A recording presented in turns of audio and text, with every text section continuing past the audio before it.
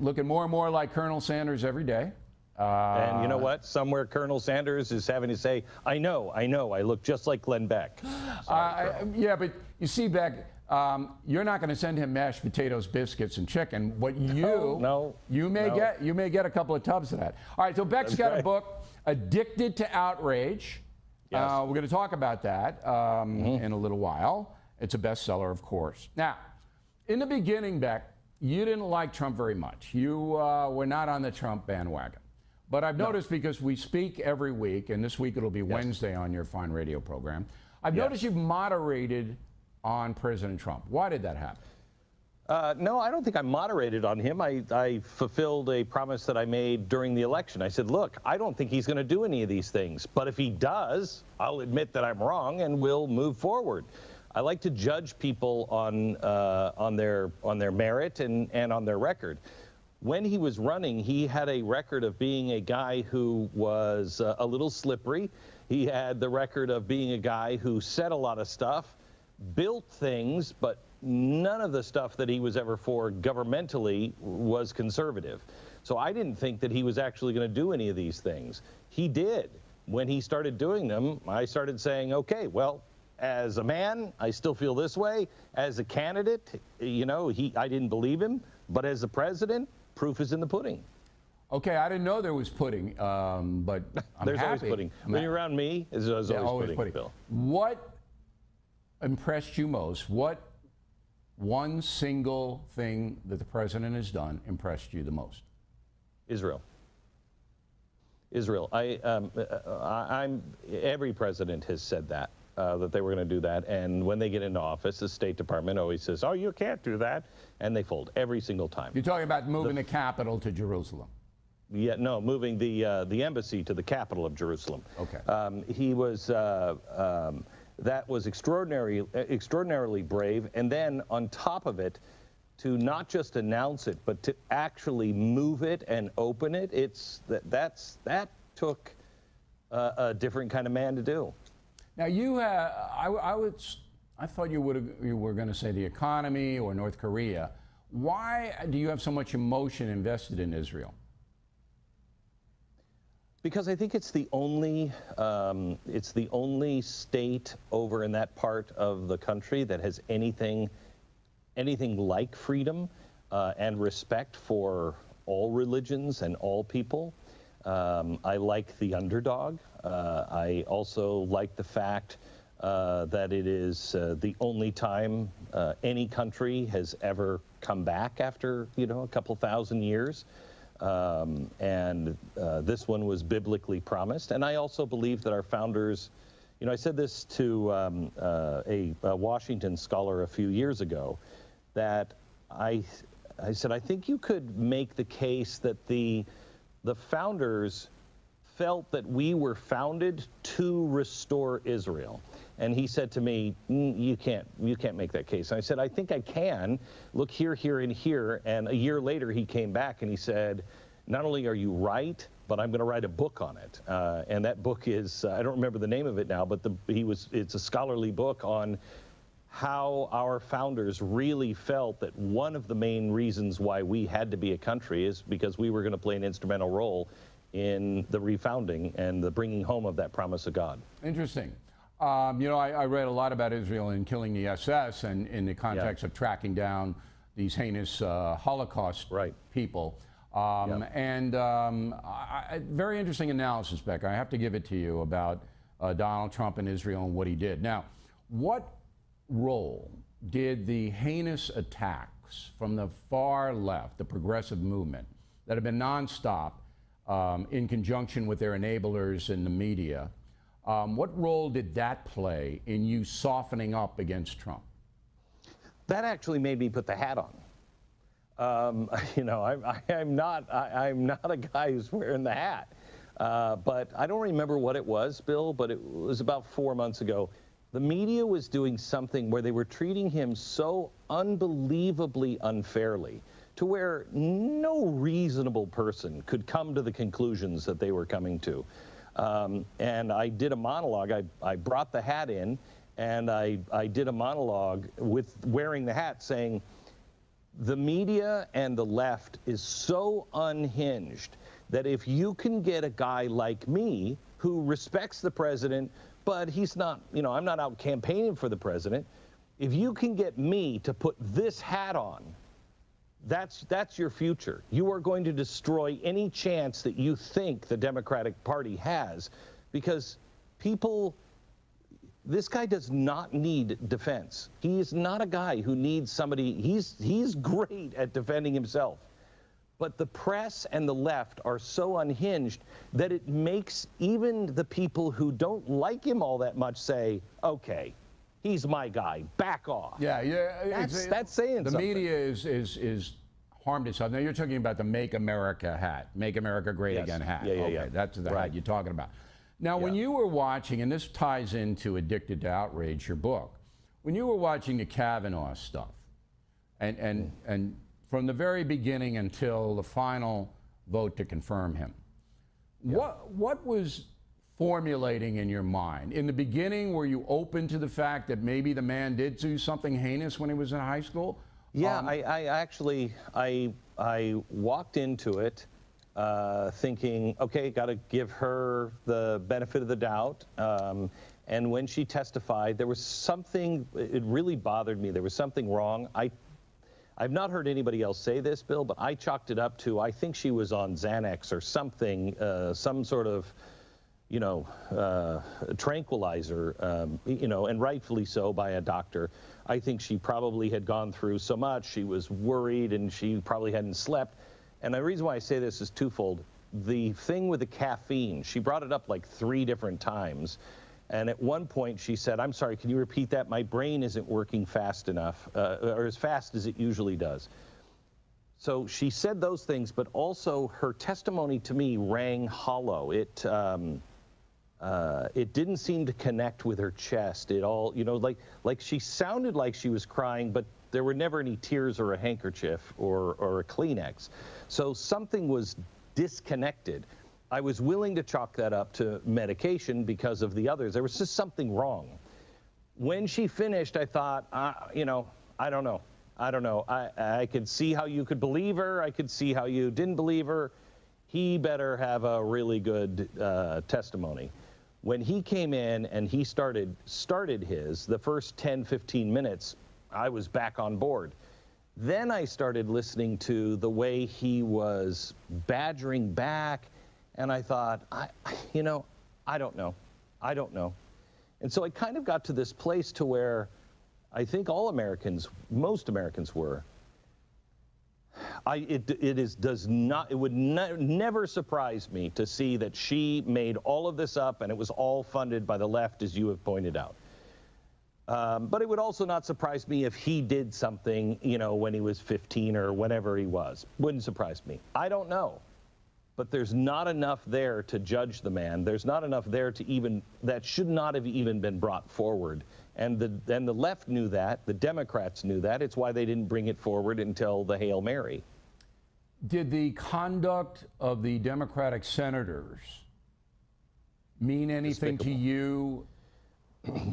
I expected that from the Democrats. I was pleasantly surprised by the White House and by the Republicans. I think, and this is in the book, Addicted to Outrage, it's not about surrendering, it's about how to win. And almost line by line, they played it the way I was suggesting in the book of you've got to come out, you have to be open, you have to be willing to change your mind, you have to treat the other side with respect. And I think the Republicans did that every step of the way until it started, the next week, until things started to come, really undone for Ford and her case. And I think that's why they changed minds. The Republicans looked like decent human beings that were actually trying to be nice and listen to it. And the Democrats just looked unhinged. And nobody wants to be with those people. Was Lindsey Graham correct in attacking his cohorts? Yes. I thought, there came a time, and this really bothered me with the news media saying, everybody he looks so angry. Yeah, I would be too. And Bill, you would be too. All of us would be.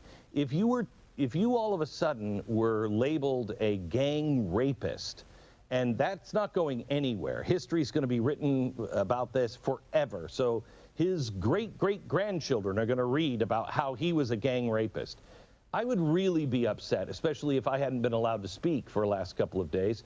And then to see the way the Democrats treated Kavanaugh, especially after seeing how the Republicans treated Ford, it was despicable. And I am not a guy for Lindsey Graham, but he was my man that day. All right. Now, do you believe that that whole thing will influence the election 3 weeks from today?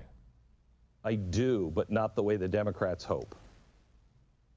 So you see a Republican surge because of the Kavanaugh stuff? Yeah, I think you're already seeing it. If you look at the numbers, at least in the Senate, you're already seeing it. I think, Bill, we are on the cusp of the progressives and the radical left. I mean, you know, The Atlantic just did a story last week on that study that came out that shows that the progressive activist left is only about 8% of the population. It's a fringe of a fringe. Almost everybody else, it's in the 80s and 90s percentile of every other group says, I am tired of this. I'm tired of the fighting. I'm tired of the anger. I'm tired of the vitriol. I'm tired of political correctness. It's gone too far. And I think that you're seeing the beginning now of the progressives doing what they do every time, scaring the hell out of the American people, and the American people saying, I don't want any of this. Yeah. And it's important for us to differentiate between the Democrats and the left. There is a difference, and I think every Democrat in Washington, or most of them, have thrown in with the left. But I'm talking about the people that we have as neighbors.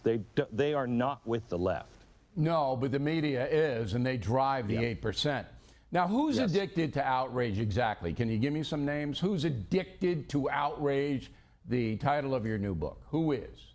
I think all of us are, Bill, that don't temper ourselves on social media. Certainly, the media is at the top of it. The pushers, I think, are the parties, and especially the Democratic Party and the progressives right now. Antifa is one of them. This crazy mayor in Oregon, Portland, is one of the pushers. But anybody who is blindly responding in kind, we are addicted to the like, the retweet. It was built to addict us. And unfortunately, because we're addicted now to this anger and this outrage, it's closing our mind when we are afraid. It is, or angry, it is a human trait to shut it all down, and you stop thinking. That's when we all say, I'm sorry, I was just really angry, or and we make mistakes. We have to break this addiction with social media and the media itself. I don't know about you, Bill. I haven't watched Fox, I haven't watched CNN, I certainly haven't watched MSNBC in I don't know how long. It's hard for me. It's hard because I'm not learning anything. Nope, there's nothing there except anger. Yeah, I'm not learning anything, and I'm hearing the phrase "at the end of the day" at least 470 times. Right, right. And I'm just, one of these. Don't you think, though, that most Americans are tired of being bear baited? Remember, bear baiting is in the Middle Ages. They had a pit, and they put a bear in there. Looked a little like you, and then they would put a carrot out of the bear's reach, and they would dangle and the bear would get angrier and angrier and angrier, and it was actually a big spectacle for the folks to watch. It's called bear baiting. That's what's happening now. That's what your addicted to outrage is. Yes. That every day was got to be something else to rile us all up. I think Americans are getting sick and tired of it on their own. Big time, big time. And that's why there's a definite disconnect, Bill, from cable news and Washington, D.C. and the people. They're just not in the same place. And I mean that on both sides. And I would say that I would also include the universities. The campuses are unhinged just as much, and crazy. people are seeing it and saying, I don't want to be with that. Doesn't President Trump, though, bear bait a little bit? Doesn't he feed his base raw meat and kind of, you know, stoke the outrage? Yes, which is what I was so impressed with the Kavanaugh hearing. If he would have stoked that fire, it would have been over. But he didn't. He laid quiet. In the beginning. He let the system work in the beginning. He let the system work. Okay, that's a valid point. Now, I know what your favorite day of the week is, Beck. You want to tell everybody, or should I? Well, Thursday, because you're not on. Usually Friday, but then you're on radio with me on Friday, so it can't be Friday. Friday is your favorite day of the week. Yeah. Because that's the only day, Beck. See, everybody's afraid of you because you're huge. You're a huge media guy. Oh, I know. You run the state of Texas where you live. Yeah, but I go on. It's inflammation. Right. I go on there and I give you a little jazz here and there. And secretly you love that. So Friday, when Beck O'Reilly is on the Glenn Beck radio program, that's your favorite day. But this week it's going to be Wednesday. Because I'll be up in New England on Friday, yes. And we'll be crying. We'll be crying. We'll miss you so much on Friday. But on Wednesday, we will have you. So Wednesday, hour number 2 of the program, Bill O'Reilly. And I want everybody... I see this a little bit differently, Bill. I think it's the audience favorite because you're so huge.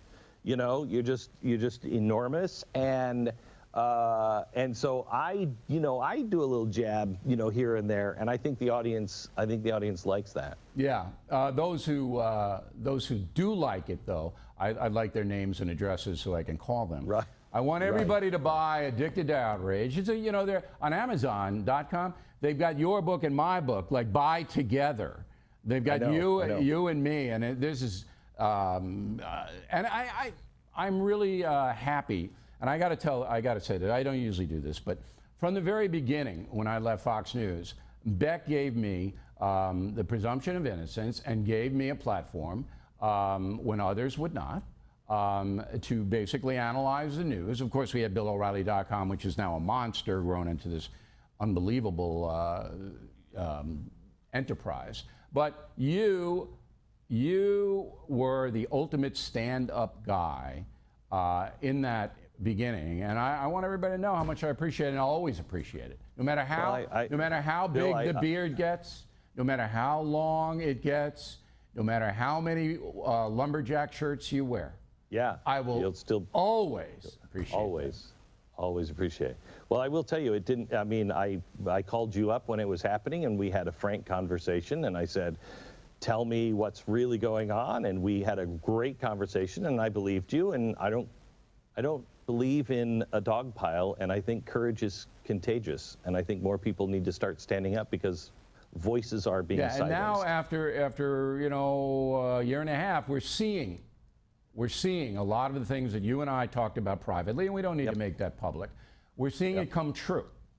We're seeing an industry that's grown up to destroy people, funded by George Soros and others, and we're going to get into that tomorrow with John Sununu on this broadcast. It's very dangerous. I remember Bill O'Reilly saying, "Oh, George Soros, it's not that big of a deal." No, I never did. I was always his big critic. No, you're probably thinking about. No, I'm not going to do that. I'm not going to. No. The old Bill would have. The old Bill would have done it. But not the new Bill. No, not the new Bill. The friendly neighborhood Bill. That's right. All right, Beck. All right. I appreciate everything, and God bless. We'll talk to you on your program tomorrow. Again,